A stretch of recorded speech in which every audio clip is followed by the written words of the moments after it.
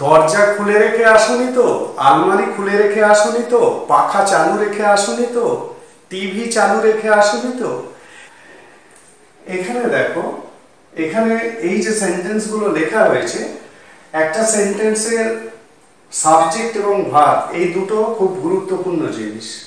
তো এই সেন্টেন্সগুলোতে কোনো সাবজেক্টকে উল্লেখ করা হয়নি, তার মানে ধরে নিচ্ছি কোয়েশ্চেনগুলো তোমাকে করা হচ্ছে, মানে তোমাকে বলা হচ্ছে যে তুমি দরজা খুলে রেখে আসনি তো, তুমি টিভি চালু রেখে আসনি তো, তুমি আলমারিটা খুলে রেখে আসনি তো। তার মানে সাবজেক্ট হলো তুমি প্রত্যেক ক্ষেত্রেই।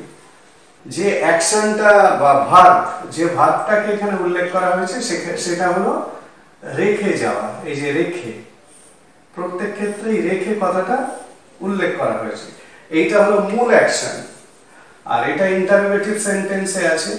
আর এখানে অবজেক্ট হলো এইগুলো, দরজা, আলমারি, টিভি, পাখা। তাহলে সাবজেক্ট হলো তুমি, মেন ভার্ব হলো রেখে বা রাখা, আর অবজেক্ট হলো দরজা, আলমারি, টিভি, পাখা। বোঝা গেল? এই অবধি আমি দেখিয়ে দিলাম। এবার সেন্টেন্স স্ট্রাকচারটা, মানে এই ধরনের সেন্টেন্সকে ইংলিশে বলতে গেলে যে স্ট্রাকচারটা লাগবে সেটা হলো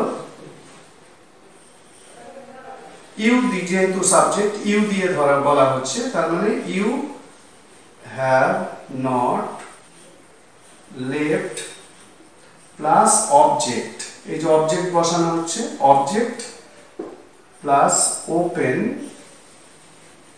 অবলিক অন, এরপর একটা কমা দেবে, এরপর একটা কমা দেবে, কমা দিয়ে এই হ্যাভ ইউ,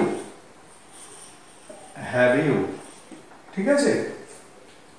তাহলে পুরো স্ট্রাকচারটা দেখতে পাচ্ছ, you have not left, object plus open oblique on, তারপরে হ্যাভ ইউ, মানে একটা ট্যাগ ইউজ করা হচ্ছে, কোয়েশ্চেন ট্যাগ।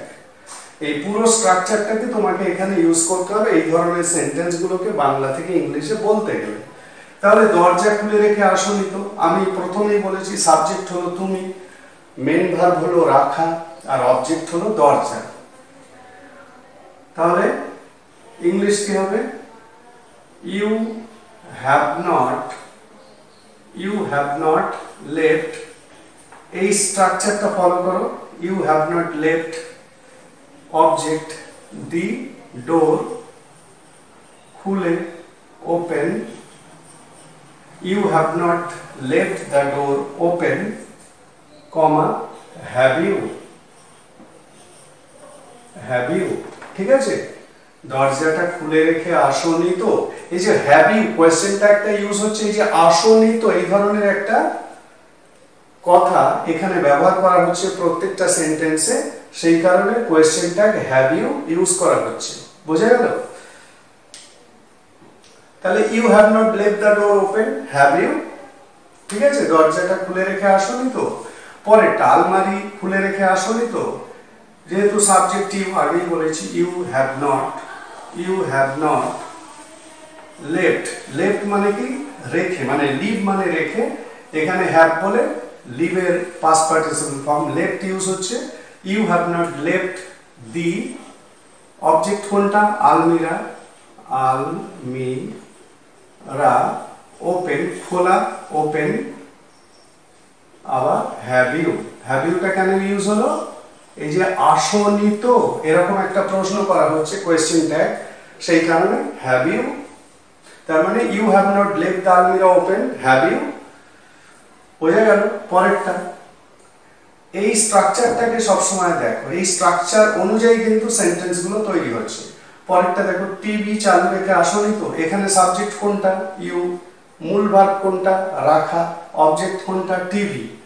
এখানে দেখো আগের দুটো সেন্টেন্সে খুলে মানে খোলা কথাটা উল্লেখ করা হয়েছে, এখানে চালু মানে এই অন ইউজ হবে। টিভি ইজ অন, টিভি চলছে, ম্যাচ ইজ অন, খেলা চলছে, এরকম ভাবে যে সেন্টেন্স গুলো বলা হয়, অন মানে চালু।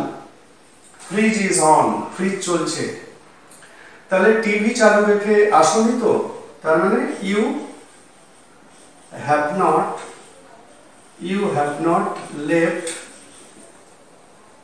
the TV you have not left the TV on, have you, বারবার বলছি have you, কোয়েশ্চেন ট্যাগ আসলেই তো এইটা উল্লেখ আছে বলে। পরেরটা পাখা চালু রেখে আসনি তো, একইভাবে you have not left the fan on, have you, বোঝা গেল? একইভাবে ফ্রিজ চালু রেখে আসনি তো, you have not left the fridge on, have you, ঠিক আছে? তাহলে এই ধরনের সেন্টেন্স গুলোকে ইংলিশে বলার জন্য তোমাকে এই স্ট্রাকচারটা অ্যাপ্লাই করতে হবে। এই স্ট্রাকচার অনুযায়ী তোমাকে এই ধরনের সেন্টেন্স গুলোকে বলতে হবে, এবং এখানে সাবজেক্ট কিন্তু সবসময় ইউ। এখন সাবজেক্ট চেঞ্জ হতে পারে, আমি ইউ এর জায়গায় ও, তারা বা ওরা এরকম বসাতে পারি। মানে ও দরজা খুলে রেখে আসেনি তো, বোঝা গেল? তখন কোয়েশ্চেনটা একটা হ্যাভ ইউ এর বদলে হি যেহেতু, তার মানে হ্যাজ হি, বোঝা গেল? যদি দে হয় সাবজেক্ট তাহলে হ্যাভ দে, মানে ওরা দরজা খুলে রেখে আসেনি তো, তার মানে they have not left the door open, have they, বোঝা গেল? এই কোয়েশ্চেন ট্যাগটা মানে এই সাবজেক্ট যেটা ইউজ করবে সেই সাবজেক্টটাই এই কোয়েশ্চেন ট্যাগের এই ইউ এর জায়গায় বসবে, বোঝা গেছে? এই ইউ এর জায়গায় যদি তোমরা সাবজেক্টটাকে কি বসাও, হি বসাও, দে বসাও বা যে কোনো নাম বসাও, তাহলে এই ইউ গুলো ওই সাবজেক্ট বসবে, হি, দে বা যে কোনো নাম, এবং এই কোয়েশ্চেন ট্যাগের ইউ এর জায়গাগুলোতেও তাই বসবে, হি, দে বা যে কোনো নাম, বোঝা গেছে? তাহলে এই ধরনের সেন্টেন্সকে ইংলিশে বলতে গেলে তোমাদেরকে এই স্ট্রাকচার অনুযায়ী বলতে হবে।